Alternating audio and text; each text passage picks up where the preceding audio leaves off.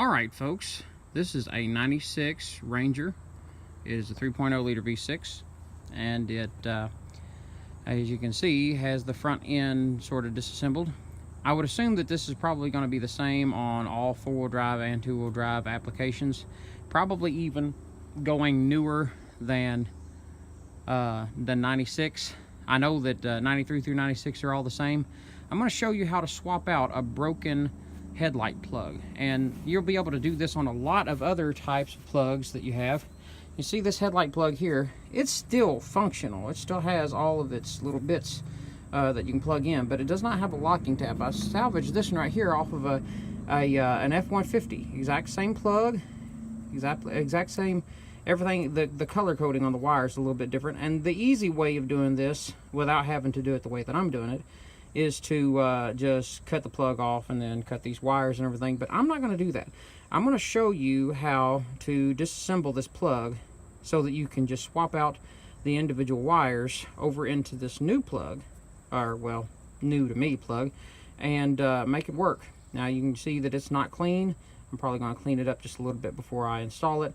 Got these out of a junkyard along with a lot of other hardware, and for a little bit of nothing. So you might have to do a little bit of searching around to find a good junkyard, but once you find that, you're in good shape.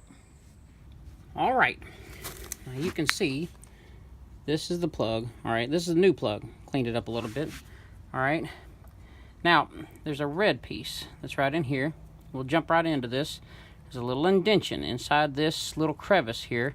I'm using a little sort of modified I don't know, cheapo pick thing that I had made a flat tip on. All right, you get right in here, in between those little cracks.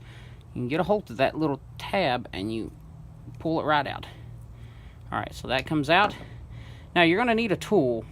I used a piece of 14-2 wire that I had flattened out the end of it, and used a Dremel tool to kind of make a little beveled edge, sort of almost like a chiseled edge out on the end of it, and narrowed it down. As you look inside here, you have each terminal has a a square that's got one big piece missing right here. All right, if you look way back in there, there's a little tab that you've got to pull up, and whenever you pull up on that tab, you can pull these terminals out. Now before you do that, real quick, I don't want to jump the gun here, you have to remove the seal out of the back. Now this seal here is very, very squishy, but and the good thing about this seal here is that you'll pull it out. Get it pulled out here. And whenever you pull it out, it'll stay on the wires. Okay, and that's going to be a good thing whenever you do it on your truck, because that's going to keep everything in sequence. Now I also took pictures before I did this, but I just wanted to make sure that I got it right, because there is one wire that's a little bit off color code between the Ranger, or at least the older Ranger, and the newer F-150. But the plug is still the same. So I'm going to get in here with this little spade here that I just did. I'm going to pick up on this and pull out the back. Get a little bit better. There we go. Now I felt it give, and you might see it's a little bit farther back. I don't know how well you can see. A little bit farther back. And do the same thing here. So I'm sliding this in the top of that crevice, picking up on that pin and pulling out. All right, now you may have to push the wire in just a little bit, get up underneath there, pick up on that, pull it out, and now you can pull all three of them just like that. And this right here is the piece that is the most important thing. And that's how you disassemble it. You reassemble it in a similar fashion. All right, just to give you a little bit of a something to look at here. You can look down, I'm sort of moving that around. You can look down each one of those plugs. See that black thing hanging down from the top? Really, really hard to see, I'm sure, but that is, and we're looking at the back side of the plug, and you would access it on the other end, the other side of the plug, and turn this thing around. There you go, you'd access it from this end. But that is the tab you got to pull up. You can see that it hangs down just a little bit, so that the terminal can click in whenever you push it in. So that is what you got to get a hold of with your little pick, and pick up on it so that they will come out. This then is the little red tab that you have to pull out. You can see how it connects in.